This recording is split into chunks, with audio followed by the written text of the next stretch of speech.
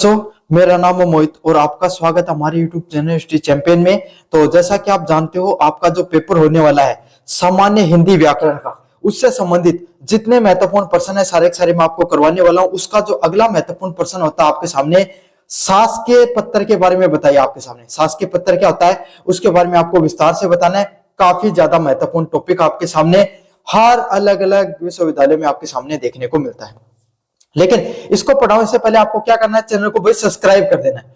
Channel को अगर आप सब्सक्राइब करोगे तभी आपके सामने क्या मिलेगा, आपको जो टेलीग्राम पर आपका लिंक मिलेगा हमारे टेलीग्राम चैनल का, वहीं पर ये सारे के सारी जो मैं पीडीएफ पढ़ा रहा हूं वो आपको फ्री में वहां पर देखने को मिल जाएगी। साथ के साथ आपको जो कोने में व्यू प्रोडक्ट का ऑप्शन दिखाई दे रहा है, व्यू प्रोडक्ट और सेल वाला ऑप्शन दिखाई दे रहा है, इस पे क्लिक करके आप कोई भी प्रोडक्ट खरीदना चाहते हो वो प्रोडक्ट खरीद सकते हो, सबसे ज्यादा डिस्काउंट देखने को मिलेगा। और सामान्य हिंदी व्याकरण के आपके सामने क्या करना चाहते हो, नीचे मैंने बाकायदा प्ले लिस्ट बना रखी है, उस प्ले लिस्ट पे क्लिक करोगे तो सारा सारा रिवीजन आपको बहुत आराम से हो जाएगा। चलिए अब आपके सामने आगे की तरफ बढ़ते अपन। शासकीय पत्र क्या होता है, यह पत्र एक सरकार द्वारा दूसरी सरकार या एक विभाग द्वारा दूसरे विभाग को कार्यों के लिए लिखा जाता है तथा इसकी भाषा औपचारिक तथा तटस्थ होती है। शासकीय पत्र क्या होता है, शासकीय को नाम से समझो शासन। एक शासन की व्यवस्था दूसरे शासन की व्यवस्था को अगर जो पत्र लिखती है, जैसे यूनिवर्सिटी है ना आपके सामने, यूनिवर्सिटी वालों ने क्या किया, आपकी सभी कॉलेज के जितने भी जो प्रिंसिपल है ना उनको क्या क्या एक नोटिस लिखा, तो वो किस में आएगा, आपके सामने शासकीय पत्र में आएगा। एक संस्था ने दूसरी संस्था के आपके सामने अधिकारियों को कोई सूचना दी है, कोई आदेश दिया है, इन सब चीजों से संबंधित अगर आपके सामने कोई पत्र लिखा जाता है उसको क्या कहा जाता है, शासकीय पत्र के नाम से जाना जाता है। अच्छा, ये किस प्रकार के आपके सामने श्रेणी में आता है, ये आपके सामने जो फॉर्मल लेटर होते हैं ना आपके सामने, औपचारिक पत्र होते हैं उनकी श्रेणी में आता है। समझ में आ गया, अनौपचारिक पत्र की श्रेणी में नहीं आता, औपचारिक पत्र की श्रेणी में आता है, जहां पे आपके सामने कैसी भाषा का प्रयोग किया जाता है, औपचारिक भाषा का इसमें प्रयोग किया जाता है। चलिए अब आपके सामने एक उदाहरण से समझते हैं, जहां पर क्या है, जो राजकीय विद्यालय है उसमें ग्रीष्म काल के अवकाश है, तो आपको क्या लिखना है, आपको राजस्थान सरकार द्वारा, राजस्थान शिक्षा विभाग के द्वारा आपके सामने ग्रीष्म काल के अवकाश है तो क्या करना है, एक सरकारी आदेश जारी करना है। समझ में आ गया। चलिए इस उदाहरण को अपन समझते हैं। इस प्रकार के आपके सामने पत्र लिखने के लिए तो सभी पत्रों का आपके सामने फॉर्मल लेटर का एक जैसा प्रारूप होता है। क्या प्रारूप होता है, सबसे पहले आपको लिखना होता है विभाग का नाम। तो इसमें आपके सामने हम कौन सा विभाग देख रहे थे, राजस्थान सरकार शिक्षा विभाग आपके सामने पत्र लिख रहा है। कौन, राजस्थान सरकार शिक्षा विभाग आपके सामने पत्र लिख रहा है। किसको लिख रहा है, शासन सचिवालय जयपुर को लिख रहा है। किसको, शासन सचिवालय जो जयपुर है उसके द्वारा आपके सामने एक जगह पर है। पहले आपके सामने संस्था का नाम, फिर वो कहां पर है, वो संस्था कहां पर है, शासन सचिवालय, और फिर कहां पर है, जयपुर के अंदर। तो आपको ये इस प्रकार सीधी लाइन में नहीं लिखना है, ये आपको कहां पर लिखना है, राजस्थान सरकार शिक्षा विभाग लिखना है, नीचे लिखना है शासन सचिवालय, और फिर लिखना आपको जयपुर। समझ में आ गया।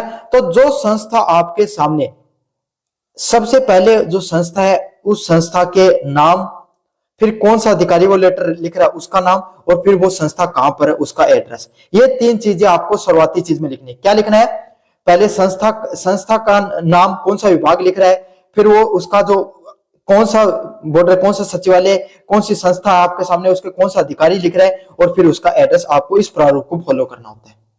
फिर आपके सामने क्या करना, आपको पत्र की संख्या लिखनी है।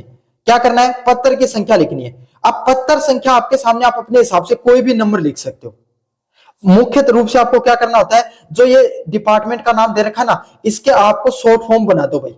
क्या कर दो, आर लिख दो, आरजे लिख दो, डॉट लगाकर स्लेश लगा दो, फिर आपके सामने सी का, शिक्षा विभाग का सी लिख दो, फिर विभाग का वी लिख दो, और आपके सामने 2025 लिखकर आपके सामने 446 आपके सामने कुछ इस प्रकार से लिख सकते हो। समझ में आ गया। तो पत्र संख्या भी लिखना जरूरी होता है, क्योंकि सरकारी विभाग में हर रोज कोई ना कोई पत्र निकलते रहते हैं। ये कौन सा पत्र संख्या आपके सामने ये बताना भी जरूरी होता है। फिर इसके साइड में आपको क्या करना है, दिनांक लिखनी है। क्या तो दिनांक को आप यहां लिख सकते हो, क्या तो दिनांक आप यहां पर लिख सकते हो, दोनों में से आपकी जो मर्जी हो वहां पर दिनांक लिख देना। क्या तो आपके सामने जो आपके ये राइट साइड है इसमें लिख देना, या फिर नीचे की तरफ भी आप लिख सकते हो, जो आपके ऊपर निर्भर करता है। अगले वाला है आपके सामने प्रेषक, मतलब कौन सा विभाग को लिख रहा है आपके सामने, शासन सचिव शिक्षा विभाग राजस्थान। समझ में आ गया? उनके द्वारा आपके सामने उनको लिखा जा रहा है। ऊपर वाले कौन से होता है? ऊपर वाले में आपके सामने कौन से विभाग को का एड्रेस आता है? जो विभाग लिख रहा है। और नीचे किसका आता है? जिस विभाग को लिखा जा रहा है। कौन से विभाग को लिखा जा रहा है? किस व्यक्ति को लिखा जा रहा है? शासन सचिव को लिखा जा रहा है। शिक्षा विभाग के कहां के? राजस्थान के। क्या लिखा गया भाई? सेवा में निर्देश जो माध्यमिक शिक्षा विभाग अजमेर। विषय की बात करें, राज्य में जो राजकीय विद्यालयों के में ग्रीष्मकालीन अवकाश के परिवर्तन संबंध हेतु, तो अब आपको विषय ना वो आपको कहां पर देकर रखेंगे? ऊपर के ऊपर है ना आपके सामने, आपको पूरा का पूरा विषय देकर रखते हैं। समझ में आ गया? जो विषय होता है वो आपके सामने प्रश्न में देकर रखेंगे। इसमें क्या लिख रखा है? राज्य की जितनी भी राजकीय महाविद्यालय वहां पर ग्रीष्मकालीन अवकाश से तो आपको क्या किया गया है? उससे संबंधित आपके सामने विषय लिखा गया है। महोदय की बात करें आपके सामने, उपयुक्त विषय अंतर्गत निर्देशानुसार लेख की अब आपको क्या बताना? अपनी समस्या के बारे में बताना है। समझ में आ गया? आपको विषय लिख दिया, विषय के बाद में आपको महोदय लिखना, उनको रिस्पेक्ट देनी होती है, फिर आपको विषय बताना होता है भाई किस विषय पे आप क्या कर रहे हो, आपके सामने पत्र को लिख रहे हो। जिसमें आपने लिखा कि भाई विषय अनुसार निर्देशानुसार लेख है कि राज्य में बढ़ती हुई भीषण गर्मी और लू के प्रकोप को देखते हुए राज्य सरकार ने छात्र हित में ग्रीष्मकालीन अवकाश की पूर्व निर्धारित तिथि से में आंशिक परिवर्तन के निर्णय लिए। मतलब बहुत ज्यादा गर्मी पड़ रही है आपके सामने, बहुत ज्यादा हीट वेव या लू चल रही है, इसको ध्यान में रखते हुए राजस्थान सरकार ने क्या किया? आपके सामने बच्चों के हित को ध्यान में रखते हुए तुरंत से तुरंत फैसले लेने का फैसला लिया है कि बच्चों को आपके सामने क्या किया जाए? जो गर्मी की छुट्टियां हैं, ग्रीष्मकालीन छुट्टियां हैं, उसमें आंशिक रूप से पहले की जा रही है आपके सामने छुट्टियां, जो बाद में हो रही थी उन छुट्टियों को पहले से ही लागू किया जा रहा है। अब राज्य में समस्त एवं निजी विद्यालय में ग्रीष्मकालीन अवकाश 15 मई 2026 के स्थान पर 1 मई 2026 से प्रभावी होगी। मतलब राज्य है उसमें आपके सामने जितनी भी स्कूल हैं, चाहे प्राइवेट हो चाहे गवर्नमेंट हो, सब में 15 मई से छुट्टी पड़ती है गर्मियों की, लेकिन इस बार 1 मई से पड़ेंगी। क्यों? क्योंकि आपके सामने जो गर्मी है वो बहुत ही चरम सीमा पर फैली हुई है। तो आपको यहाँ पर क्या समझ में आया? आपको जो सूचना लिखनी है ना, वो आपको बीच में लिखनी है। सबसे पहले आपको जो विभाग आपके सामने जो पत्र लिख रहा है उसका नाम, उस विभाग का नाम, फिर उसके अधिकारी का नाम, फिर वो कहां पर है, फिर नीचे दिनांक, फिर आप किसको लिख रहे हो, उस अधिकारी का नाम, उस डिपार्टमेंट का नाम, उस अधिकारी का नाम, फिर उसका एड्रेस, फिर नीचे आपको विषय लिखना है। क्या लिखना है? विषय लिखना। भाई समझ में आ गया? विषय लिखो। जो विषय आपके सामने पेपर में देकर रखेंगे भाई आपको इस विषय पर लिखना है, सेम टू सेम कॉपी करके लिख देना। फिर नीचे महोदय लिखना है और फिर आपके सामने ये सारी की सारी चीजें हैं, इनको क्या करना? आपको अच्छे से समझ लेना है, अच्छे से इन सारी की सारी चीजों को आपके सामने रट लेना है। अंततः आपसे अनुरोध किया जाता है कि जो आपसे आदेश किया गया उसका कड़ाई से जो अच्छे से पालन करने हेतु व सुनिश्चित करने हेतु अपने स्तर की आवश्यक दिशा निर्देश जारी करने का कष्ट करें। मतलब आपके सामने इस चीज का अनुरोध किया जाता है कि आपको जो जितने भी जो आदेश हैं इनको आपको सामने पालना करनी चाहिए। अगले वाला पॉइंट आपके सामने बहुती है। इसके नीचे क्या लिखा हुआ है? किसको लिख रहे हो? आपके सामने जो व्यक्ति आपके सामने लिख रहा है, तो कोई भी व्यक्ति जो शासन अधिकारी है वो आपके सामने आप अपना साइन कर देना है और कुछ कर लेना। कौन? शासन सचिव है शिक्षा विभाग की, वो लिख रहे हैं। प्रतिलिपि आपको नीचे जोड़नी होती है। सूचना एवं आवश्यक कार्यवाही किसको करनी है? समस्त जिला शिक्षा अधिकारी होते हैं उनको, व निजी सचिव है व माननीय शिक्षा मंत्री है, उनको क्या करनी है? आपको प्रतिलिपि में कार्रवाई कर सकते हैं। समझ में आ गया? इनके भी साइन आपको जोड़ दें। तो ऑफिशियल शासकीय ऑर्डर पत्र आपको समझ में आ गया। एक सरकारी विभाग दूसरे सरकारी विभाग को लिखता है, जिसमें जो राजस्थान सरकार है, जो शिक्षा विभाग है, जो भी डिपार्टमेंट लिखता है उसका एड्रेस सबसे पहले देखना है। समझ में आ गया? उस विभाग का नाम, उसका जो अधिकारी लिख रहा है उसका नाम, फिर नीचे एड्रेस, फिर पत्र संख्या, कितने पत्र संख्या आपके सामने वो लिखना बहुत ज्यादा जरूरी चाहिए, यही रट के लिख देना। फिर नीचे दिनांक लिख दो। फिर आपके सामने किसको लिख रहे हो वो प्रेषक लगाकर आपको सामने लिखना है। फिर ये वाली तो गलती से ऐड हो गई इसके अंदर, इसको तो छोड़ दो आपके सामने। अगले वाला है ना, विषय लिखना है, महोदय लिख के आपकी जो समस्या उसको बताना है और लास्ट में महोदय करके साइन कर देना। ये आपके सामने पूरा का पूरा प्रारूप होता है। किससे संबंधित? शासकीय पत्र से संबंधित पूरा का पूरा प्रारूप होता है। कैसा लगा वीडियो जोर से बताना, चैनल को जोर से सब्सक्राइब कर देना। धन्यवाद। हेलो बच्चों, मेरा नाम है मोहित और आपका स्वागत हमारे यूट्यूब चैनल हिस्ट्री चैंपियन में। तो जैसा कि आप जानते हो आपका जो पेपर होने वाला है कार्यालय आदेश, ऑफिशियल ऑर्डर से संबंधित जितने भी महत्वपूर्ण आपके सामने जो ऑफिशियल ऑर्डर निकाला जाता है, ये भी एक प्रकार का पत्र होता है। इसके बारे में अपन विस्तार से देखेंगे कि भाई किस प्रकार से आपके सामने इसको लिखा जाता है। समझ में आ गया? तो ये जानना आपको जरूरी होता है, इसमें क्या क्या चीजें होती हैं, क्या क्या चीजें इसमें लिखी जाती हैं आपके सामने। साथ के साथ एक उदाहरण से भी आपको मैं सारी चीजें समझाऊंगा। तो काफी ज्यादा मोस्ट इंपोर्टेंट वीडियो होने वाला है। इस वीडियो को अपन आगे बढ़े इससे पहले आपको क्या करना है, चैनल को जोर से सब्सक्राइब करना। अगर चैनल को सब्सक्राइब कर दोगे ना तो उसका क्या फायदा होगा, आपको जो पीडीएफ है ना, पीडीएफ ये मैं आपको फ्री में प्रोवाइड करवा दूंगा। कहां पर मिलेगी? हमारे टेलीग्राम चैनल पे मिलेगी। टेलीग्राम चैनल का लिंक कहां पर दे रखा है? नीचे डिस्क्रिप्शन में टेलीग्राम चैनल का लिंक दे रखा है। कहां पर? डिस्क्रिप्शन में टेलीग्राम चैनल का लिंक है। फ्री में आपको टेलीग्राम चैनल की जो पीडीएफ है वो देखने को मिल जाएगी। जाकर वहां से टेलीग्राम चैनल को जोर से ज्वाइन कर लो। साथ के साथ डिस्क्रिप्शन में प्ले लिस्ट का लिंक है, वहां से जाकर आप क्या कर सकते हो, सारा का सारा कंटेंट है उसको फ्री में पढ़ सकते हो। कोने में मैंने दे रखा है किसका? व्यू प्रोडक्ट का ऑप्शन। और साथ के साथ आपके सामने जो व्यू प्रोडक्ट के ऑप्शन पे क्लिक करके अगर आप कोई भी प्रोडक्ट खरीदोगे तो सबसे ज्यादा डिस्काउंट आपको देखने को मिल जाएगा। तो चलिए शुरू करते हैं। आपके सामने ऑफिशियल ऑफिस ऑर्डर क्या होता है? किसी कार्यालय द्वारा अपने कर्मचारियों के लिए जारी किए गए निर्देश, जैसे समय परिवर्तन, अवकाश या स्थानांतरण को क्या कहा जाता है? आपके सामने कार्यालय आदेश के नाम से जाना जाता है। मतलब कोई भी आपके सामने है ना, कोई भी कार्यालय द्वारा अपने कर्मचारियों को कोई निर्देश जारी किया जाता है। मतलब एक विभाग आपके सामने दूसरे विभाग को क्या करेगा? निर्देश जारी करेगा। जैसे कोई समय में परिवर्तन हो रहा है, अवकाश से संबंधित या स्थानांतरण से संबंधित आपके सामने कोई आदेश को जारी किया जाएगा, उसी को किस नाम से जाना जाता है? आपके सामने ऑफिशियल ऑर्डर के नाम से जाना जाता है। इसमें याद रखना आपको, यहां पर आदेश जारी किया जाएगा। एक ऑफिशियल लेटर भी होता है, एक ऑफिशियल आदेश होता है। वहां पर कोई आपके सामने आदेश जरूरी नहीं कि वहां पे आदेश जारी किया जाए, वहां पर सूचना भी दी जा सकती है। समझ में आ गया? लेकिन ऑफिशियल ऑर्डर में क्या होता है? आपके सामने आदेश जारी किया जाएगा। बड़ा विभाग आपके सामने, वो छोटे वाले जितने भी विभाग होते हैं, जैसे आपके सामने पंचायती राज विभाग है राजस्थान का, उसके सचिव है, वो आपके सामने जितने भी जो नीचे पंचायती राज के जो आपके सामने जो लोग हैं उनको ऑर्डर जारी कर रहे हैं, उसी को क्या नाम जाना जाता है? आपके सामने ऑफिस ऑर्डर के नाम से जाना जाता है। आपके सामने कार्यालय आदेश के नाम से जाना जाता है। किस नाम से? कार्यालय आदेश के नाम से जाना जाता है। चलिए भाई आगे बढ़ते हैं आपके सामने। अब देखो ऑफिशियल ऑर्डर की बात करें, आपके सामने किस प्रकार का प्रारूप होता है। तो सबसे पहले आपके सामने क्या लिखना होता है? कार्यालय आदेश जारी किया गया। किनको किया जा रहा है? आपके सामने राजकीय महाविद्यालय है, जो राजकीय महाविद्यालय है, जितनी भी सरकारी महाविद्यालय है, उनको ये आदेश जारी किया जा रहा है। फिर आपके सामने सबसे पहले संस्था का नाम, जिस संस्था को आदेश जारी किया जा रहा है आपके सामने, उस संस्था का नाम। फिर नीचे शहर का नाम। सबसे पहले संस्था का, भाई जिस संस्था को आप जारी किया जा रहा है उसका नाम, फिर उसके शहर का नाम, मतलब उसका एड्रेस, जयपुर आपके सामने, सीकर, जोधपुर, जो भी शहर का नाम लिखो वो आपके सामने नीचे लिख देना। उसके नीचे आपको जो पत्र संख्या होती है, पत्र होता है, उसकी जो क्रमांक संख्या होती है आपके सामने, उसकी क्रमांक संख्या लिखनी है। क्या करनी है आपको? जो पत्र है उसकी क्रमांक संख्या लिख देनी है। जैसे ऐसे लिख देना भाई 2025.523, कोई भी रैंडम संख्या लिख देना आपके सामने, थोड़ी ऑफिशियल लगे इस प्रकार से लिख देना। और जो भी संस्था लिखो उसके पहले शब्दों को शॉर्ट टाइप में लिख देना। ये करना चाहो तो ये भी कर सकते हो आपके सामने, लेकिन सबसे सही यही है। क्रमांक संख्या लिख दो। फिर आपके सामने बाकायदा दिनांक लिख देनी है, किस दिनांक को आप जारी करते हो। तो कोने में, इधर की साइड में आपके सामने, इस कोने में आपके सामने दिनांक लिख देनी है, या फिर नीचे की तरफ आप क्या कर सकते हो? दिनांक को लिख सकते हो।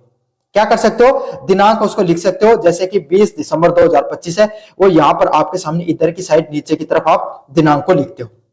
समझ में आ गया ना आपको अच्छे से? सबसे पहले संस्था का नाम, किस संस्था हो रही है, फिर क्रमांक संख्या और नीचे उसका दिनांक। संस्था का नाम, उसका एड्रेस, पत्र संख्या और दिनांक। ये अच्छे से रट लो, बार बार याद कर लो। जो संस्था हो रही है वो संस्था का नाम, उसका एड्रेस, पत्र संख्या और नीचे दिनांक। समझ में आ गया? फिर आपको किस चीज से संबंधित आप आदेश जारी करना चाहते हो, है ना, उससे संबंधित फिर आपको पूरी की पूरी सूचना लिखनी होती है। क्या लिखोगे? आप लिखोगे कि भाई अत्यधिक शीतलहर एवं प्रशासन के निर्देश के अनुपालन में महाविद्यालय के समय में तत्काल प्रभाव से परिवर्तन किया जा रहा है। मतलब जो शीतलहर देखने को मिल रही है और प्रशासन के निर्देश का पालन करने के लिए क्या किया जा रहा है? महाविद्यालय के समय में तुरंत प्रभाव से परिवर्तन देखने को मिल रहा है। आगामी आदेश तक महाविद्यालय के समय में कर्म जो निम्न अनुसार परिवर्तन देखने को मिल सकते हैं। मतलब जो इस समय जो शीतलहर देखने को मिल रही है, अब प्रशासन के निर्देश के अनुसार क्या किया जा रहा है? महाविद्यालय का जो समय, उसमें तत्काल प्रभाव से परिवर्तन देखने को मिल रहे हैं। क्या हो रहा है आपके सामने? जो तत्काल प्रभाव से सारी की सारी चीजें उसमें परिवर्तन देखने को किया जा रहा है, समय में बदलाव किया जा रहा है। पहले का समय आपके सामने 9 बजे से शाम के 4 बजे तक हुआ करता था। कौन सा समय होता था आपके सामने? पहले का समय 9 बजे से, सुबह के 9 बजे से शाम के 4 बजे तक होता था।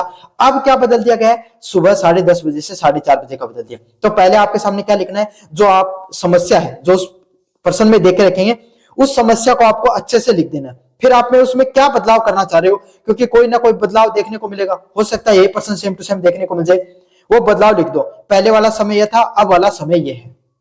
समझ में आ गया? यह समस्त आदेश आपके सामने समस्त प्राध्यापकों, कर्मचारियों व विद्यार्थियों पर समान रूप से लागू होगी। मतलब ये जितने आदेश जो जारी किए गए हैं, ये सारे के सारे जितने भी अध्यापक हैं उन पर, सारे के सारे कर्मचारियों पर और सारे के सारे विद्यार्थियों पर समान रूप से ये लागू होगी। मतलब कर्मचारी उन पर भी लागू होगा टाइम, चाहे कोई प्रिंसिपल है उन पर भी लागू होगा, और विद्यार्थियों पर भी समय है वो अच्छा ही ऐसे का ऐसा लागू होगा। नीचे आपको क्या कर देना? आपको हस्ताक्षर, अपने हस्ताक्षर उनको कर देना होता है। समझ में आ गया आपके सामने? तो एक बार फिर से आपको समझा देना हूं क्या करना आपको।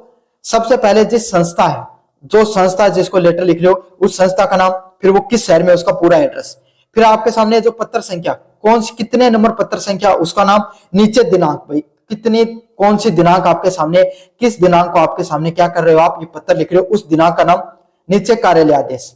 समझ में आ गया? फिर आपको क्या करना है? आपको बाकायदा पूरा का पूरा यहां पर इस फॉर्मेट में क्या कर देना है? ये लिख देना है कि शीतलहर की समस्या के कारण क्या देखने को मिल रहा है आपके सामने? समय में परिवर्तन देखने को मिल रहा है। मतलब आपकी जो समस्या है उसके बारे में आपको अच्छे से समझा देना है। फिर आप उसमें क्या बदलाव करना चाहते हो, जो आप बदलाव तो कर रहे हो चीजों में, लेकिन क्या बदलाव करना चाहते हो आपको वो भी जरूर से लिख देना। समझ में आएगा? पहले वाला समय और कुछ हुआ करता था, अब समय और कुछ होता है, तो उस समय में क्या बदलाव करना चाहते हो, है ना? या फिर आपके सामने क्या परीक्षाओं का आयोजन से संबंधित अगर आप कोई टाइम टेबल डालना चाहते हो कि, या फिर ये डालना चाहते हो कि भाई 10 तारीख से पहले पहले सभी जो राजकीय महाविद्यालय उनके प्रैक्टिकल आयोजित करवाए जाए, तो ये सूचना देना चाहते हो, जो भी सूचना देना चाहते हो उसको आपको बीच में लाकर ऐसा का ऐसा लिख देना होता है। क्या करना होता है? उसको बीच में लाओ और लाकर ऐसा का ऐसा उस टॉपिक को अच्छे से लिख देना होता है, ताकि जितने भी जो नीचे के अधिकारी हैं उस चीज को अच्छे से समझ पाए। समझ में आ गया? फिर आपको एक्स्ट्रा पॉइंट जोड़ देना है कि ये आदेश है ना समस्त अधिकारियों पर, हमारे जो विभाग है उसके समस्त अधिकारियों पर, समस्त कर्मचारियों पर, सभी व्यक्तियों पर समान रूप से लागू होंगे, या जो व्यक्ति जो इस सूचना से प्रभावित होगा सब पर ये कानून है, ये नियम है, समान रूप से लागू होगा। समझ में आ गया आपके सामने? फिर आपके सामने क्या करना है? हस्ताक्षर करने हैं जो आपके सामने प्राचार्य है आपके सामने जो प्रिंसिपल है उनको, या फिर आपके सामने जो नीचे की तरफ आप साइन कर देना आपका या और किसी का।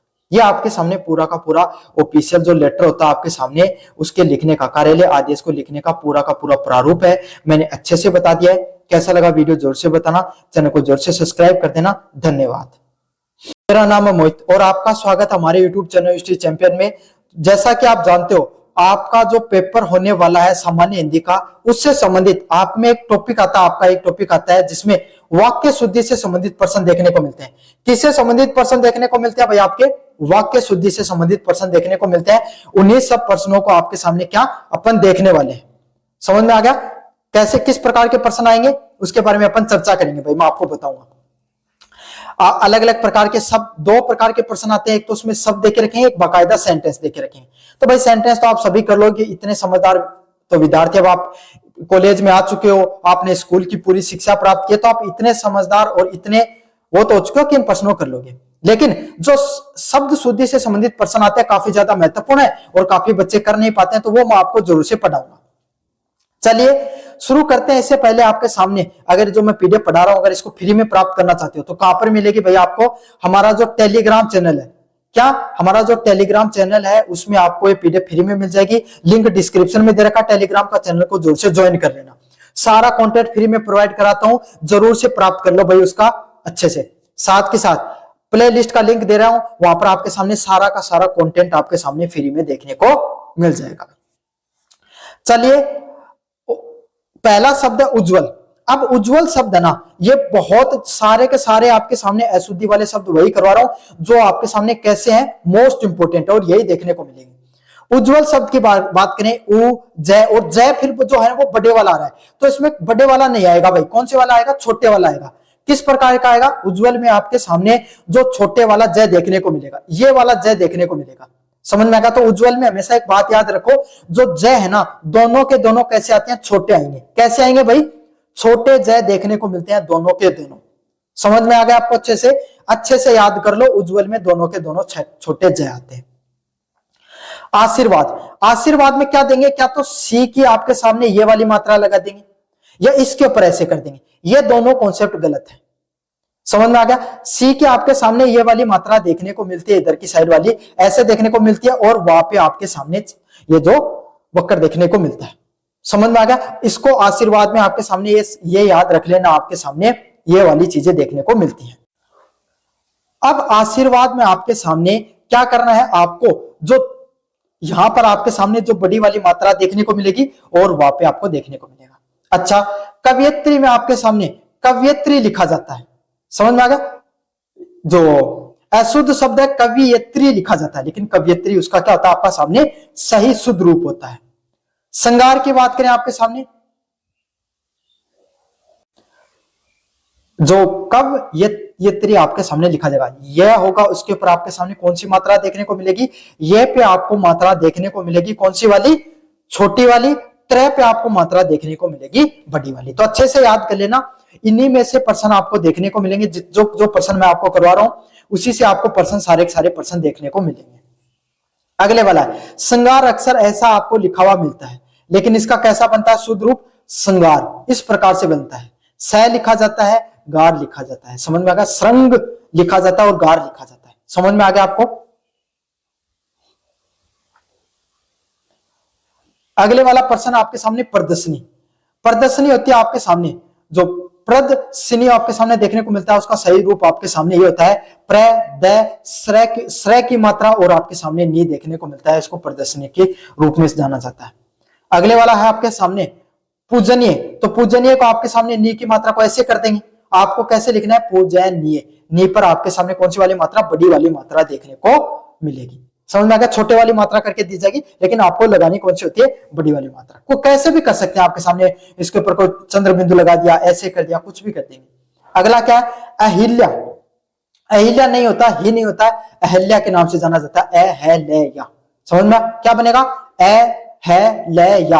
ये आपके सामने देखने को मिलता है, अहल्या देखने को मिलता है आपके सामने। ये इसका शुद्ध रूप होता है। कैसा रूप होता है भाई? इसका शुद्ध रूप होता है आपके सामने अहिल्या का, अहल्या। समझ में आ गया? अगला है अंताक्षरी। अंताक्षरी होता है ना, अंताक्षरी, उसको किस रूप से लिखा जाता है? ए आधा न आधा तय या अक्षय, और री में कौन सी मात्रा? बड़ी वाली मात्रा। कौन सी वाली मात्रा देखने को मिलेगी आपके सामने? री में बड़ी वाली मात्रा देखने को मिलेगी। इसी तरीके से इसको अंताक्षरी के रूप में जाना जाता है। ए न भी छोटा, तय भी छोटा आपके सामने, और री की आपके सामने कौन सी वाली मात्रा? बड़ी वाली मात्रा देखने को मिलती है। ये सारे शुद्ध रूप हैं। अगला है उपलक्ष। उपलक्ष को कैसे लिखा जाता है? लक्ष्य। लक्ष्य में आपको पता है अक्ष जो होता है ना आपके सामने, वो कैसा होता है? छोटा होता है। तो उपलक्ष में उप प्लस लक्ष्य, दो शब्दों का प्रयोग किया जाता है। किसका? उप का प्रयोग किया जाता है, साथ के साथ लक्ष्य का। तो लक्ष्य में आप सबको पता है कौन सा जो आपके सामने शब्द का प्रयोग होता है? छोटे वाला लक्ष्य का प्रयोग होता है। किसका? जो अक्षय होता है उसको छोटा प्रयोग किया जाता है। समझ में आ गया? तत्व। अगले वाला क्या? तत्व। तत्व अक्सर ऐसा देखते हो, लेकिन तत्व को लिखने का सही तरीका क्या होता है? तय तय ऐसे करके लिखा जाता है। समझ में आ गया? तत्व को कैसे लिखा जाता है? तय आधा तय, उसमें डंडा और फिर वह आपके सामने। यह सही तरीका होता है आपके सामने तत्व को लिखने का। क्या तरीका होता है आपके सामने? तय पूरा का पूरा जो आपके सामने तय होता है भाई, है ना, फिर छोटे आधा तय, उसके पास डंडे की मार्क और आपके सामने वह देखने को मिलता है। अगले वाला पॉइंट आपके सामने निरोग। निरोग में आपके सामने कैसे छोटी वाली मात्रा दे रखी है आपको, लेकिन आपके सामने निरोग में कैसा आएगा? रोग है बड़ा, तो बड़े वाली मात्रा देखने को मिलती है। किस प्रकार की मात्रा देखने को मिलती है भाई? बड़े वाली मात्रा देखने को मिलती है निरोग के अंदर। समझ में आ गया आपके सामने किस प्रकार की मात्रा देखने को मिलती है? बड़ी वाली मात्रा आपको देखने को मिलती है, इधर की साइड बड़ी वाली मात्रा आती है। अगले वाला पॉइंट है परमाणिक। परमाणिक, परमाणिक का क्या बनता है आपके सामने?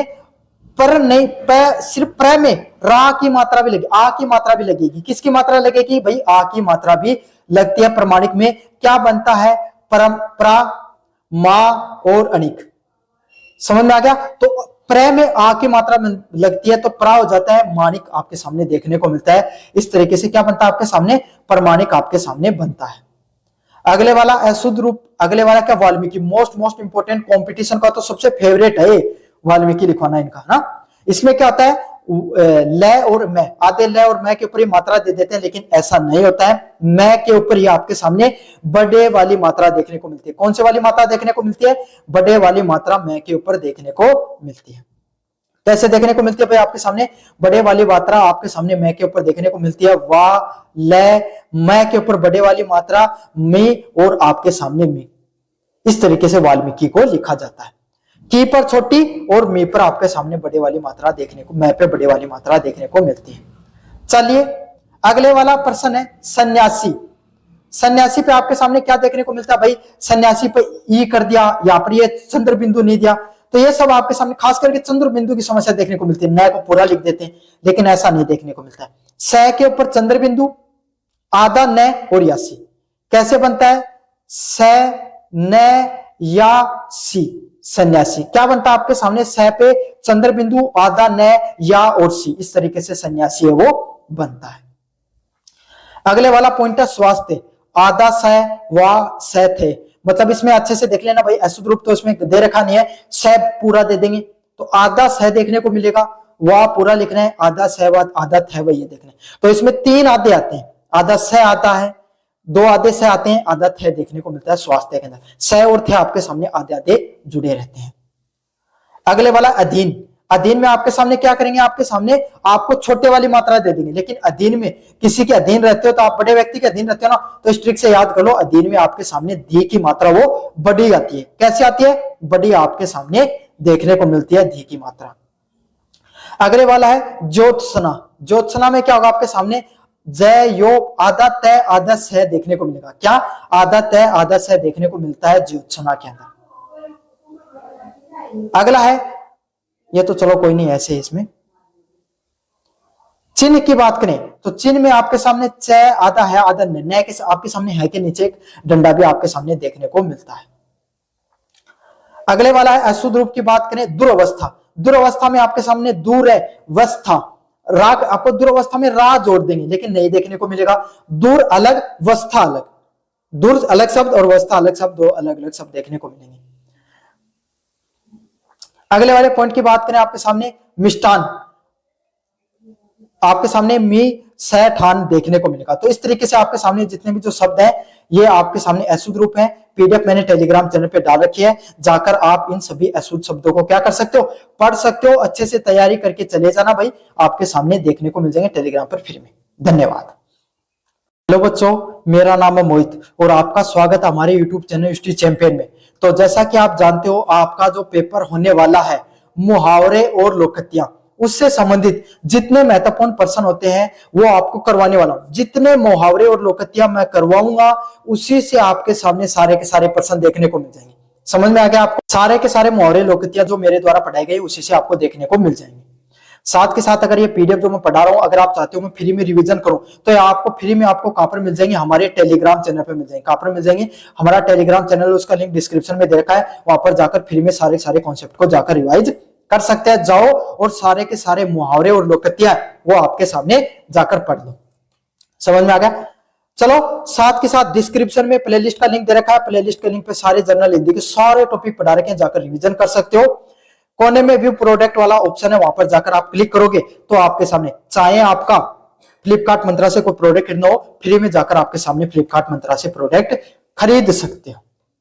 चलिए शुरू करते हैं। अब आपके सामने पहला प्रश्न है अंधे की लाठी होना। अंधे की लाठी होना मतलब आपके सामने भाई, आपने कहते ना कोई अंधा व्यक्ति है और उसके हाथ में लाठी दे दिया, तो अब कोई व्यक्ति उसके साथ नहीं है, तो क्या हो जाएगी? वही उसका सहारा हो गया। जो जो आपके सामने देखते हो ना अंधे व्यक्ति, आपके सामने जो लाठी के सारी चीजों को टच कर करके महसूस करते हैं कि भाई ये चीज यहाँ पर है, ये चीज यहाँ पर है, ये चीज आपके सामने यहाँ पर है। तो अंधे की लाठी होने का अर्थ होता है आपके सामने कोई भी व्यक्ति है वो आपके जीवन में एकमात्र सहारा होना, क्या कहलाता है? अंधे की लाठी होना। समझ में आ गया भाई? उसकी तो एकमात्र सहारा क्या? उसके जो लाठी उसके हाथों में, वही उसकी एकमात्र सहारा है। अगले वाला ईद का चांद होना। ईद का चांद होना आपके सामने क्या होता है, बहुत दिनों बाद दिखाई देना। भाई आपका कोई दोस्त है ना, वो आपसे कम से कम महीनों 2 महीनों बाद में मिलने आप भाई आजकल तो बड़ा ईद का चांद हो रखा है, 2-2, 3-3 महीने में देखने को मिलता है, दिखता ही नहीं है हमें तो इसका क्या होगा, आपके सामने बहुत दिनों बाद दिखाई देना। बहुत दिनों बाद में अगर कोई व्यक्ति दिखाई देता है, साल में ईद का चांद, ईद 2 बार मनाई जाती है तो 2 बार देखने को मिलता है, समझ में? तो कितनी रेयर है, 2 बार ही देखने को मिल रही है, तो इसी को क्या कहा जाता है, ईद के चांद होने के नाम से जाना जाता है। समझ में आ गया? अगले वाला पॉइंट है गागर में सागर बनना। गागर में सागर बनने का अर्थ क्या होता है, कोई बहुत बड़ी बात है और आपने उसको छोटे में समझा दिया, संक्षेप में, सारांश में समझा दिया। समझ में आ गया? जैसे काफी लोगों सुना होगा भाई, जैसे आपकी मम्मी पूछा कि भाई आपने वो, अब तो तेरे दोस्त से बात कर रहा था, उसने क्या कहा, तो आपने तो 1 घंटे बात की होगी, लेकिन 5 मिनट में आप अपनी मम्मी को बता दोगे, तो इसका अर्थ क्या होता है, आपने गागर में सागर भर दिया, थोड़े से शब्दों में सारी बात सुना दी। समझ में आ गया? अगले वाला पॉइंट, अगले वाला है आपके सामने मुहावरा, ईंट से ईंट बजाना। ईंट से ईंट बजाना मतलब विनाश कर देना। भाई 2 पत्थर आपस में टकरा रहे हैं, 2 तलवार पत्थर टकरा रहे हैं, तो क्या हो रहा है आपके सामने, ईंटें आपस में टकराएंगे, दोनों का नुकसान होगा। होता ना भाई, दोनों ईंटें टूटती हैं तो किसी ना किसी चीज का विनाश तो वैसे भी होगा। तो ईंट से ईंट बजाने का अर्थ क्या होता है, आपके सामने विनाश होना कहलाता है, आपके सामने ईंट से ईंट बजाने का अर्थ। समझ में आ गया? अगले वाला है दांतों तले उंगली जमाना। आपने दांत तले कब उंगली जमाते हैं, नाखून खाना, इसका अर्थ क्या होता है, आपके सामने चकित रह जाना, परेशान हो जाना। समझ में आ गया? कोई खिलाड़ी ने बहुत शानदार छक्का मार दिया, विराट कोहली ने वो पाकिस्तान के खिलाफ मार दिया था ना, सीधा स्ट्रेट ड्राइव का 6 मारा था, सभी के सभी को ऐसे रह गए थे, अरे ये कैसे हो गया। तो इस तरीके की जो चीजें होती हैं, दांतों तले उंगली दबाने का क्या होता है, चकित रह जाना। समझ में आ गया आपको? अगले वाला है 9-2-11 होना। 9-2-11 होने का अर्थ क्या होता है, आपके सामने भाग जाना। 9 + 2 = 11 मतलब क्या था, अरे वो तो भाग गया, 9-2-11 हो गया। समझ में आ गया? आपके सामने 9-2-11 का अर्थ क्या होता है, आपके सामने किसी भी कोई भी है ना, आपके सामने भाग जाओ आप, कहीं ना कहीं आपके सामने कोई व्यक्ति है ना, किसी काम से भाग गया, कोई काम को करने से कर रहा था, करते करते वो वहां से उठकर भाग गया, तो उसको क्या अर्थ होता है, 9-2-11 होना मतलब भाग जाना। अगला वाला पॉइंट आपके सामने आंखों का तारा होना। अब आंखों का तारा होना मतलब क्या ना, बहुत प्यारा होना। अब कोई व्यक्ति है भाई, कोई अपने माँ बाप के आप सभी प्यारे हो, तो आपको क्या कहा जाता है, अरे वो तो बहुत अपने आंखों का तारा है अपने माता पिता के लिए। समझ में आ गया? तो आंखों का तारा होना मतलब बहुत ज्यादा प्यारा होना। तो जो व्यक्ति अपने माँ बाप के बहुत ज्यादा क्लोज होता है, क्लोज रिलेटिव होता है, उसको क्या कहा जाता है, आपके सामने बहुत प्यारे के रूप में या आंखों के तारे के रूप में जानते हैं अपन। अगले वाला है लोहा मनाना। लोहा मनाना क्या होता है भाई, आपके सामने 2 व्यक्ति आपके सामने युद्ध लड़ रहे थे और दूसरे ने कमजोर समझ रखा था, उसने क्या कर दिया, उसको हरा दिया। यह समझ लो पाकिस्तान और जिम्बाब्वे का मैच था, जिम्बाब्वे ने पाकिस्तान को हरा दिया, या फिर आपके सामने लास्ट समय तक मैच एकदम टक्कर का चलता रहा, तो क्या कहेंगे आपके सामने, पाकिस्तान वाकई में जिम्बाब्वे की टीम आजकल बढ़िया खेलने लग गई। तो क्या कर दिया उन्होंने, लोहा मनवा दिया आपके सामने। अगले वाला नाक रगड़ना। नाक रगड़ना का क्या होगा, आपके सामने बहुत ज्यादा विनती करना। भाई कोई व्यक्ति नाक रगड़ रहा आपके सामने, ये सुना कि भाई मैं तो तेरे से नाक रगड़वा कर लूंगा, कहते हैं ना गांव में बहुत ज्यादा उपयोग किया जाता है। इसका क्या अर्थ होता है, बहुत विनती कर कर कोई भी चीज को प्राप्त करना। कोई चीज को विनती करके अगर आप प्राप्त करते हो, तो इसका अर्थ क्या होता है, आपके सामने नाक रगड़ कर आपके सामने किसी भी चीज को प्राप्त करना। समझ में आ गया? चलिए आगे बढ़ते हैं। हवा से बातें करना। अब कोई भी व्यक्ति भाई कहोगे अरे वो तो बहुत तेज चलता है आपके सामने, हवा से बातें करता है। समझ में? हवा से बातें करेगा मतलब हवा कितनी तेज चलती है ना, एरोप्लेन हवा में चलती है तो कितनी तेज चलती है, तो कोई भी चीज हवा में उड़ेगी तो तेज चलेगी। तो इसका क्या होगा, आपके सामने बहुत तेज दौड़ना, उसको क्या बनता है, आपके सामने हवा में बातें करना।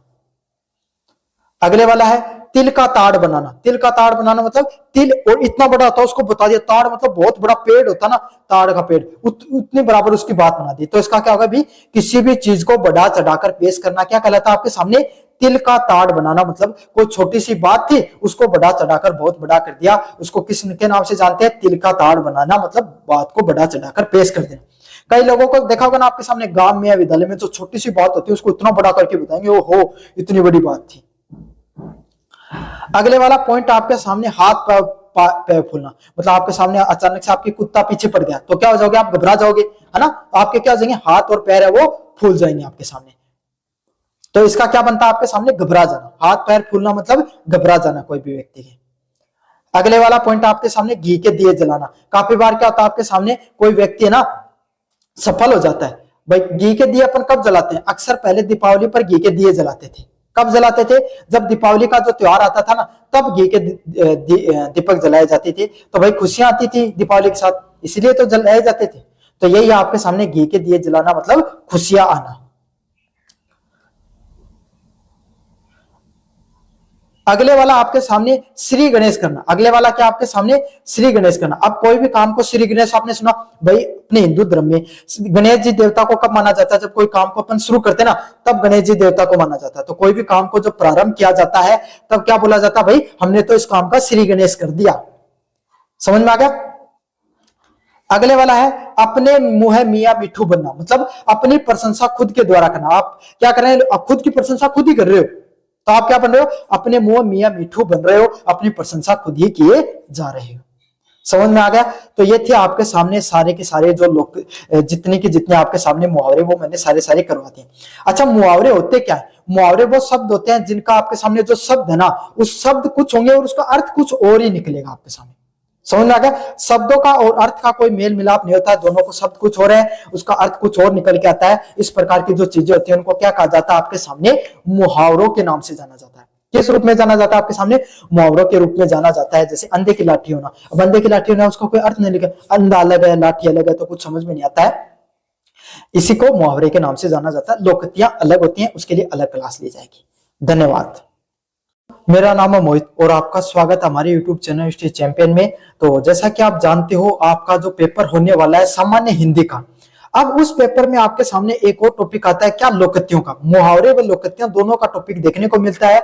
उससे संबंधित मुहावरे अपन ने पहले पढ़ लिए। अगर अभी तक आपने क्लास नहीं देखी है तो डिस्क्रिप्शन में लिंक दे रहा हूं, किसका? आपके सामने प्ले लिस्ट का, वहां से जाकर सारे उस वीडियो को देख लेना। जो PDF पढ़ा रहा हूं फ्री में प्राप्त हो सकती है। सब्सक्राइब करना पड़ेगा, लेकिन चैनल को सब्सक्राइब कर दो, फ्री में आपके सामने हमारे टेलीग्राम चैनल पे PDF देखने को मिल जाएगी।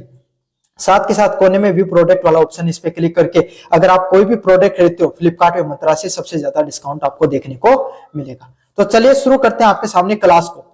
पहला आपके सामने जो पहली लोकोक्ति, पहले तो यह समझो कि लोकोक्तियां होती क्या है। अगर मुहावरे जैसी लोकोक्तियां होती है तो दोनों में अंतर क्या होता है? देखो, लोकोक्तियां होती है आपके सामने सामान्य जनमानस की भाषा। जैसे आपने कहा काला अक्षर भैंस बराबर, तो आम आदमी जो कोई भी व्यक्ति ने, किसी ने आपके सामने 2-3 शब्दों को जोड़कर इस तरीके से फिर बता दिया, जो आपके सामने क्या हो रहा था, जैसे शब्द वैसे उनका अर्थ निकल कर आ रहा था। समझ में आ गया? इनके ना तो किसने इनको लिखा है, किसने इनके बारे में बताया, किसी को नहीं पता आपके सामने। समझ में आ गया? तो इस प्रकार की चीज, ऐसे शब्द होते हैं जिनका स्पष्ट शब्द निकलता है, समाज में सभी लोग उनको विस्तृत रूप से बोलते हैं। सामान्यतः वो बोलने वाली चीज होती है, उसी को किस नाम से जाना जाता है? लोकोक्ति के नाम से जाना जाता है। लोक प्लस उक्ति, इससे लोकोक्ति बनता है आपके सामने, है ना? तो लोगों द्वारा जो शब्दों का प्रयोग किया जाता है आम जनमानस में, जो जिनका कोई विशेष अर्थ निकले, उसी को लोकोक्ति के नाम से जाना जाता है। अब मुहावरे और लोकोक्तियों में क्या अंतर होता है? मुहावरे क्या होते हैं, जैसे शब्द होता है ना, वैसा ही उनका अर्थ नहीं निकलता, उनका बिल्कुल अलग अर्थ निकल सकता है। लेकिन लोकोक्तियों का जैसे शब्द होते हैं ना, वैसा ही उनका अर्थ निकल कर आता है, उन्हीं को लोकोक्तियों के नाम से जाना जाता है। मुझे उम्मीद है आज आपको ये कॉन्सेप्ट समझ में आ गया होगा। अब चलो पढ़ते हैं आपके सामने अगले वाले प्रश्न की तरफ। काला अक्षर भैंस बराबर क्या होता है? भाई भैंस के सामने काले अक्षर लिख दो, समझ में आएगा आपके सामने? नहीं समझ में आएगा। तो उसी तरीके से अगर अनपढ़ आदमी के सामने अगर आप पढ़ाई की बातें करो, उसको कहो कि ये पढ़कर सुनाओ, वो क्या पढ़कर सुना पाएगा? नहीं सुना पाएगा। तो इसी तरीके से काला अक्षर भैंस बराबर क्या होता है आपके सामने? बिल्कुल अनपढ़ होना। जिसको पढ़ाई के बारे में बिल्कुल भी ज्ञान नहीं होता है, उसी को क्या कहा जाता है आपके सामने? काला अक्षर भैंस बराबर, मतलब बिल्कुल वो व्यक्ति अनपढ़ है, उसको बिल्कुल भी ज्ञान नहीं है।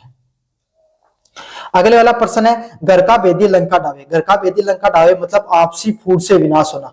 घर का आदमी है, भाई विभीषण ने क्या कर दिया था? रावण को मरवाने का काम किया था, सबको पता आपके सामने, भगवान राम के साथ मिलकर। तो उसी तरीके से अगर आपके लड़ाई होगी और आपका भाई आपके खिलाफ किसी जो आपका विपक्षी व्यक्ति है उसको आपके बारे में बता दे, तो आप क्या कहोगे? घर के व्यक्ति ने मेरे को नुकसान पहुंचाया, घर का ही व्यक्ति लंका को हमेशा से डांटा है और यही काम तुमने भी किया है। अगले वाली लोकोक्ति आपके सामने, हाथ कंगन को आरसी क्या? मतलब हाथ में अगर आपके सामने कंगन पड़ा हुआ है तो मुझे किस प्रकार के प्रूफ की जरूरत है? मतलब कंगन मतलब जो प्रूफ मांगा था, कंगन क्या है? प्रूफ के रूप में। तो प्रत्यक्ष को प्रमाण की जरूरत नहीं, जो चीज आपके सामने रखी है उसके लिए आपको किसी भी चीज के प्रमाण की जरूरत नहीं होती है। समझ में आ गया? तो क्या रहेगा आपके सामने, प्रत्यक्ष कोई भी चीज आपके सामने है उसके लिए आपको कोई भी प्रमाण की आवश्यकता नहीं होती है। अगले वाला है दूर के ढोल सुहाने, मतलब दूर के ढोल सुहाने। आपने सुना होगा ना, कोई आपका दोस्त वो आपके सामने घर से बाहर कोई व्यक्ति रहता है ना, वो जो आपको घर पे आते हो, आप हॉस्टल में रहते हो, बाहर रहते हो, तो आप माता पिता आपसे कितना प्रेम करते हैं, तब आप कहते हो अरे दूर के ढोल सुहाने होते हैं, मतलब दूर की वस्तु ही अच्छी लगती है। घर से बाहर पीजी में रहते हो, हॉस्टल में रहते हो, तब आपके घर वालों का आते हो तो वो कितना लाड प्यार करते हैं, 5-7 दिन बाद में एकदम बराबर कूट देते हैं आपको, है ना। तो इससे क्या होता है, आपके सामने दूर की वस्तु आपके सामने अच्छी लगती है ज्यादा। समझ में आ गया? अगले वाला है जिसकी लाठी उसकी भैंस, मतलब भाई जिसके हाथों में आपके सामने लाठी है ना, वही आपके सामने भैंस को चराने लेकर जा रहा है। 2-4 भाई थे, है ना, और एक शक्तिशाली था, उसने 2-3 उससे कमजोर थे, उसको दबा लिया और उसको रख लिया। तब क्या बनी भाई, इसके हाथों में लाठी थी, इसने हमें लाठी के सहारे डरा दिया, और इसीलिए क्या हो गया, आपके सामने यही भैंस रख रहा है। मतलब जो शक्तिशाली व्यक्ति है भाई, इनमें से लाठी होगी, उसके पास एक्स्ट्रा एडवांटेज होगा भाई, इसीलिए वो क्या रखेगा आपके सामने, वही भैंस को रखेगा, उसी की जीत होती है। अगले वाला पॉइंट है अकेला चना भार नहीं फोड़ सकता। मतलब अकेला व्यक्ति है ना, वो जीवन में मतलब अकेला व्यक्ति जीवन में सब कुछ नहीं कर सकता। मतलब अकेला व्यक्ति बड़ा काम नहीं कर सकता, मतलब एक अकेला व्यक्ति आपके सामने सारे के सारे बड़े काम नहीं कर सकता है, सभी को मिलकर करना पड़ता है। तो यही है, एक अकेला व्यक्ति सारे बड़े काम नहीं कर सकता, इसी से बनती है आपके सामने अकेला चना बाहर नहीं फोड़ सकता है। अगले वाला है थोथा चना बाजे गणा, मतलब कोई एक व्यक्ति जिसके पास उपलब्धियां तो कम है लेकिन बढ़ चढ़ के बातें करता है। आपके कुछ ऐसे दोस्त होंगे ना जो काम करते हैं कम और बातें करते हैं बढ़कर, मैं ऐसे कर दूंगा, इस पेपर में देखना मैं इतने नंबर लेकर आ जाऊंगा, मैंने ये कर दिया, मैंने वो कर दिया, ऐसे कर दिया, वैसे कर दिया, आपके सामने इस तरीके की वो बढ़ा चढ़ाकर आपके सामने बातें करते हैं। तो यही है, अयोग्य व्यक्ति होता है ना, जिसमें उपयोगिता, जिसकी योग्यता तो होती है कम और बातें करता है वो ज्यादा बढ़ा चढ़ाकर। समझ में आ गया? तो इस प्रकार के व्यक्ति को क्या कहा जाता है आपके सामने, थोथा चना बाजे घना। अगले वाला है जैसी करनी वैसी भरनी, मतलब जैसे आपके कर्म होते हैं वैसे ही आपको फल मिलता है। इससे क्या बनता है आपके सामने, जैसे आपके कर्म होंगे ना वैसे ही आपको फल मिलता है, जैसे कर्म होंगे वैसे। भाई आपने कोई गलती कर दी तो आप क्या कहा जाएगा आपके सामने, जैसे आपके कर्म थे ना वैसे ही आपको क्या मिले भाई, फल देखने को मिले हैं। अगले वाला पॉइंट है ढाक के 3 पात। समझ में आ गई? सदा एक सी स्थिति रहना, मतलब आपके सामने ढाक होता है, उसके 3 पात होते हैं, मतलब एक से जैसी स्थिति हमेशा रहती है। अब आपके सामने ये कोई पतंग होती है, इसका ये वाला कोना देख लो, चाहिए ये देख लो, चाहिए देख लो, हमेशा के हमेशा समान रहते हैं। तो यही है कि जीवन में अगर एक सी स्थिति बनी रहे, अमीर है तो अमीर रहे, गरीब है तो गरीब रहे, तो आपके सामने क्या कहोगे आप, ढाक के 3 पात है। जिंदगी में पहले सिचुएशन भी ऐसी थी और आज भी वही की वही सिचुएशन बनी हुई है। अगले वाला है मान न मान मैं तेरा मेहमान, मतलब कोई व्यक्ति है, इसको आप दोस्त नहीं बनाना चाहते, फिर भी आपके सामने हमेशा गले पड़ा रहता है, तो क्या कहोगे आप, अरे तू तो मान न मान मेरा मेहमान वाला व्यक्ति है, हर समय मेरे पीछे पड़ा रहता है, जबरदस्ती मेरे गले लगा रहता है। समझ में आएगा? तो कुछ ऐसे व्यक्ति होते हैं ना जीवन में, जो आपके सामने जबरदस्ती आपके पीछे पड़े रहते हैं, उसके लिए किसका प्रयोग किया जाता है, मान न मान मैं तेरा मेहमान वाला कॉन्सेप्ट उन पर लागू होता है। अगले वाला है उल्टा चोर कोतवाल को डांटे। उल्टा चोर कोतवाल को डांटे मतलब अपना अपराध न मानकर पूछने वाले को डांटना, मतलब अपना अपराध नहीं मानेंगे, बल्कि देखो चोर है ना, कोतवाल को डांटना चाहिए चोर को, लेकिन यहाँ पर क्या कर रहा है, चोर कोतवाल को डांट रहा है, तो उल्टा हो रहा है। यहाँ पर खुद की गलती भी नहीं मान रहा है, और आपके सामने आपके टीचर ने पूछा भाई आपने होमवर्क क्यों कहा, तो आपने कह दिया मैं तो नहीं करके लाऊंगा, बताओ क्या करोगे। समझ, तो ऐसी सिचुएशन हो जाती है। तो अपनी गलती नहीं मानकर सामने वाले के सामने पड़ जाना, उसको क्या कहा जाता है आपके सामने, उल्टा चोर कोतवाल डांटने के नाम से जाना जाता है। अगला है ऊंट के मुंह में जीरा। ऊंट के मुंह में, अब ऊंट का मुंह इतना बड़ा खुलता है, इतना बड़ा ऐसे, है ना, और उसमें जीरा इतना सा, तो मतलब जरूरत आपको बहुत ज्यादा और आपके सामने मिल रहा है बहुत कम। तब क्या कहोगे भाई, ये सारी की सारी चीजें तो कैसे हैं, ऊंट के मुंह में जीरे के समान, मतलब जितनी जरूरत है ना उससे बहुत ज्यादा कम है ये सारी की सारी चीजें। समझ में आ गया? तो ये थी आपके सामने मुहावरे व लोकतियां, जिसमें आपके सामने जितने जो इंपोर्टेंट आपके सामने जो लोकतियां थी वो मैंने कराई है। मुहावरे आपको पता है मैंने पहले करा दिए थे। मुहावरे वो होते हैं वो शब्द जिनमें आपके सामने क्या अर्थ है। शब्द देखो, जैसे आपके सामने ये है अंधे की लाठी निकलना, अंधे की लाठी क्या होगा आपके सामने, एकमात्र सारा। अंधे की लाठी से आप समझ नहीं पाओगे, लेकिन लोकतियों से आप समझ जाओगे आपके सामने। समझे? मान ना मान मेरा पैमान, मतलब कोई जबरदस्ती वाली यहाँ पर बात हो रही है। इस प्रकार की चीजें देखने को मिलती है। ये अंतर होता है मुहावरे और लोकत्य में। मुझे उम्मीद है आपको ये कॉन्सेप्ट समझ में आ गए होंगे। कैसा लगा वीडियो जोर से बताना, चैनल को जोर से सब्सक्राइब कर देना। धन्यवाद। मेरा नाम है मोहित और आपका स्वागत है हमारे यूट्यूब चैनल हिस्ट्री चैंपियन में। तो जैसा कि आप जानते हो आपका जो पेपर होने वाला है सामान्य हिंदी का, उससे संबंधित जितने महत्वपूर्ण प्रश्न होते हैं सारे के सारे मैं आपको करवाने वाला हूं। उसका जो अगला महत्वपूर्ण प्रश्न है क्या होता है आपके सामने, ज्ञापन से संबंधित प्रश्न देखने को मिलता है। किससे संबंधित प्रश्न देखने को मिलता है भाई, ज्ञापन से संबंधित प्रश्न देखने को मिलता है। काफी ज्यादा महत्वपूर्ण प्रश्न होता है आपके सामने। तो इससे संबंधित आपके सामने सारी चीजें समझेंगे। साथ के साथ ये जो आपके सामने जो ये टॉपिक है, ये अगर आपको इसका पूरा का पूरा रिवीजन करना चाहते हो तो पूरा वीडियो देखना पड़ेगा। साथ के साथ ये फ्री में जो पीडीएफ मैं आपको पढ़ा रहा हूं फ्री में आपको मिल जाएगी। कहां पर, हमारे टेलीग्राम चैनल पर। तो टेलीग्राम चैनल का लिंक कहां पर मिलेगा आपको सामने, डिस्क्रिप्शन में मिलेगा। बस उसके लिए चैनल को सब्सक्राइब करना पड़ेगा। साथ के साथ जर्नल हिंदी का सारा सिलेबस रिवाइज करना चाहते हो, प्लेलिस्ट का लिंक डिस्क्रिप्शन में दे रखा है, जाओ और जाकर डिस्क्रिप्शन में प्लेलिस्ट से सारे टॉपिक रिवाइज कर दो। और कोने में व्यू प्रोडक्ट वाला ऑप्शन दिखाई दे रहा है, इस पे क्लिक करके आप सारे के सारे क्या कर सकते हो, कोई भी प्रोडक्ट खरीदना चाहते हो फ्लिपकार्ट मंत्रा से खरीद लेना, सबसे ज्यादा डिस्काउंट आपको देखने को मिलेगा। तो चलिए शुरू करते हैं आपके सामने। अब कार्यालय के प्रचारी, मतलब कार्यालय है ना, कोई भी विभाग है, उसके जो प्रिंसिपल है उनके द्वारा लिखा जा रहा आपके सामने पत्र। लेकिन एक बार मैं समझा देता हूं ज्ञापन होता क्या।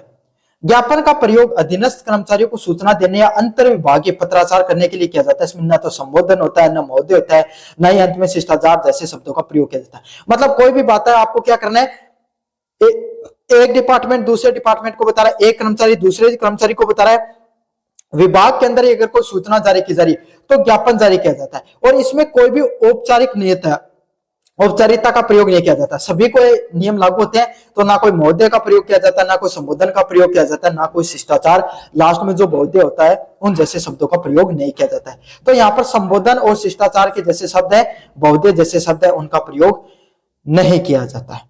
समझ में आ गया आपके सामने। अगले वाला पॉइंट आपके सामने, कार्यालय पर जो प्रचारी है आपके सामने, जो कार्यालय के जो प्रिंसिपल है उनके द्वारा आप ये आपके सामने ये लिखा जा रहा है। किनको, राजकीय महाविद्यालय के ग्वालियर के हैं उनके द्वारा आपके सामने क्या है, ये पत्राचार किया जा रहा है। समझ में आ गया। तो पहले वही विभाग के आपके सामने जो बड़ा से बड़ा अधिकारी है उसका नाम, फिर आपको किनको लिख रहे हैं, और फिर आपके सामने किस पद पर आपके सामने कहां से हैं, और आपके सामने उसका एड्रेस। तो ये आपके सामने हमेशा से समान रहता है, सारी की सारी चीजें आपके सामने एकदम समान रहती है।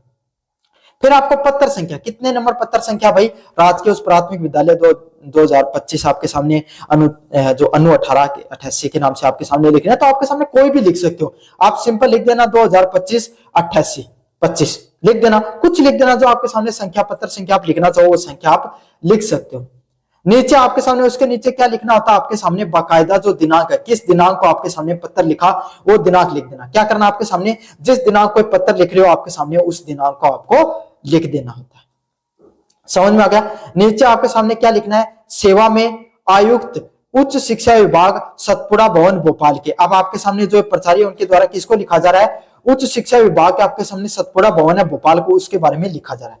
क्या लिख रहे हैं भाई, ये क्या विषय है इनका, महाविद्यालय भवन की मरम्मत हेतु अतिरिक्त बजट की मांग से संबंधित। मतलब हम क्या करना चाहते हैं, और ज्यादा आपके सामने जो उनका जो महाविद्यालय का जो भवन है उसके मरम्मत के लिए हम क्या करना चाहते हैं, हमें और ज्यादा बजट चाहिए।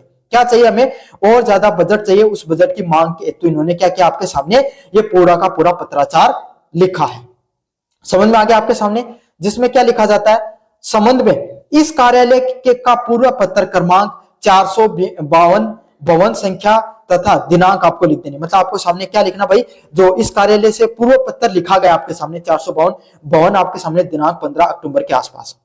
यह भी एक प्रकार से ध्यान आकर्षण हेतु लिखा गया पत्र है। समझ में आ गया, किसके लिए किया जा रहा है, आपके सामने ज्ञापन क्यों दिया जा रहा है, आपने पहले रिक्वेस्ट की थी उसको फिर से बताने हेतु। क्या बता रहे हो आप, कि मैंने आपके सामने पूर्व एक पत्र लिखा है, पूर्व क्रमांक नंबर 452 नंबर एक पत्र लिखा आपके सामने दिनांक 15 अक्टूबर को, उसी को मैं फिर से आपके सामने ध्यान आकर्षण हेतु क्या कर रहा हूं, आपको ज्ञापन सौंप रहा हूं। जिसमें क्या था आपके सामने, पहला शब्द का प्रयोग करना आपको कौन से वाले शब्द का, महोदय। क्या कहना, महोदय साहब से आपको उपयुक्त विषयक संदर्भ पत्र का और ध्यान आकर्षण के तो करने हेतु निवेदन है कि महाविद्यालय भवन की जर्जर स्थिति को देखते हुए बजट आवंटन हेतु अनुरोध किया जा रहा है। मतलब मैं आपको इस पत्र के माध्यम से आपका ध्यान आकर्षित करना चाहता हूं कि जो हमारा महाविद्यालय है ना, जो हमारी जो कॉलेज, इसका भवन पूरी तरीके से टूट चुका है, पूरी तरीके से खत्म होने की स्थिति में है। तो इसके लिए आपको हमें बजट आवंटित करना पड़ेगा। अब कौन सी भवन आपके सामने जो ग्वालियर राजकीय महाविद्यालय के आपके सामने जो प्राचार्य है वो लिखना चाह रहे हैं किसको, शिक्षा विभाग के जो भोपाल की शिक्षा विभाग है ना उसके अधिकारी को लिखना चाह रहे हैं। तो सबसे पहले जो लिख रहे हैं, फिर जिनको लिखना है उसको नीचे सेवा में करके लिखना होता है। समझ में आ गया, ये अच्छे से समझ लेना भाई। अनुरोध किया जाता है कि 2 माह व्यतीत होने के अपरांत भी इस संबंध में कोई भी उत्तर प्राप्त नहीं हुआ। मतलब 2 महीने बीत गए, मैंने पत्र पहले भी लिखा था, हमारी कॉलेज है उसकी हालत बहुत ज्यादा खराब हो चुकी है, वो टूट फूट तो एकदम टूट फूट कभी भी हो सकती है, उसकी हालत में आपके सामने, लेकिन आपने अभी तक उसका कोई भी उत्तर नहीं दिया है। मैंने आपको पहले भी पत्र लिखा था। चूंकि वर्षा ऋतु के कारण भवन को बहुत ज्यादा क्षति पहुंची है, अंततः आपसे अनुरोध है कि बजट को शीघ्र से शीघ्र आवंटित करें ताकि हम इसकी मरम्मत करवा सकें। मतलब आपको भाई इसमें समस्या बतानी होती है। अब आपका क्या भवन टूट चुका है तो उसके बारे में आपको ध्यान आकर्षण, आपने पहले एक पत्र लिखा, उन्होंने ध्यान नहीं दिया, भोपाल के जो आपके सामने शिक्षा विभाग के अधिकारी हैं उन्होंने ध्यान नहीं दिया आपके सामने। समझ में आ गया। तो अब आपको उनको अनुरोध करना है कि 2 माह बीत गए, अभी तक जो पहले वाला पत्र लिखा भाई उसका आपने जवाब नहीं दिया, जवाब दो मेरे को। जो अभी वर्षा ऋतु जो आपके सामने अभी बारिश हुई थी ना, इसमें हमारा जो पूरा का पूरा भवन है वो टूट फूट हो चुका है, और आपसे निवेदन है कि ये जो बजट, थोड़ा बहुत बजट जारी कर दो कम से कम हमारे लिए। समझ में आ गया। अगले वाला है बहुदय लिखकर आपको हस्ताक्षर करने, मतलब आपको बहुदय लिखना है, नीचे हस्ताक्षर करने हैं। डॉक्टर जो आपके सामने HS वर्मा है, प्राचार्य है राजकीय महाविद्यालय के, उसके बारे में आपको साइन कर देना। तो इस प्रकार से आपको पूरा का पूरा लिखना होता है। देखो इसका सबसे इंपॉर्टेंट है जो व्यक्ति है जो पत्र लिखता है ना, उसका, उस व्यक्ति के विभाग का नाम या उस जिस पद पे उसका नाम लिखो, फिर उस व्यक्ति का वो कहां पर कार्यरत है उसका नाम लिखो, फिर उसका एड्रेस लिखो। ये तीनों चीजें इंपॉर्टेंट रहती हैं। फिर पत्र संख्या और फिर दिनांक, ये एकदम सेम फॉर्मेट रहता है। फिर सेवा में लगाकर क्या करना होता है आपको, अगर सेवा में लगाकर जिसको लिख रहे हो उसके बारे में बताओ भाई, किस अधिकारी को लिख रहे हो, आयुक्त को लिख रहे हो, शिक्षा विभाग के आयुक्त को लिख रहे हो, सतपुड़ा भवन भोपाल में वो आपके सामने आयुक्त काम करते हैं, उनको लिख रहे हो आपके सामने, तो उनके बारे में आपको विस्तृत रूप से बता देना है। समझ में आ गया। फिर आपको किस विषय पर लिख रहे हो भाई, किस विषय पर लिख रहे हो ये भी तो बताना जरूरी है। तो आप क्या कर रहे हो भाई, उनका जो भवन, आप हमारा भवन, उसकी वो पूरी तरीके से टूट फूट हो चुकी है उस भवन की, आपको मरम्मत हेतु पैसा चाहिए, उसके बारे में आप लिख रहे हो, तो उसके बारे में आपको बताना है। समझ में आ गया। किस संदर्भ में लिख रहे हो, कार्यालय में पूर्व पत्र क्रमांक संख्या 452 भवन दिनांक। अब संदर्भ बताना, आपको विषय नहीं संदर्भ लिखना है कि मैंने पहले से पत्र लिख रखा है, पत्र संख्या 452 है, किस दिनांक को 15 अक्टूबर को लिखा था, उस पर आपको क्या करना है मेरे को बताना है। तो ये महोदय लिखो तो लिखो, नहीं चाहे मत लिखना। फिर आपको अपनी समस्या बता देने की मुझे ध्यान आकर्षण करना है, मैंने जो पत्र लिखा था उसमें मैंने पहले बताया था कि हमारी महाविद्यालय वो पूरी तरीके से टूट फूट चुके हैं, जर्जर अवस्था में आपके सामने, और अभी तक आपने उत्तर नहीं दिया है। तो आप ज्यादा जल्दी से जल्दी इस पर ध्यान दें और आपको हमें उत्तर देने का प्रयास करें। तो ये था आपके सामने ज्ञापन, इससे संबंधित मैंने सारी चीजों को आपको बता दिया है। कैसा लगा वीडियो जोर से बताना, चैनल को जोर से सब्सक्राइब कर देना। धन्यवाद।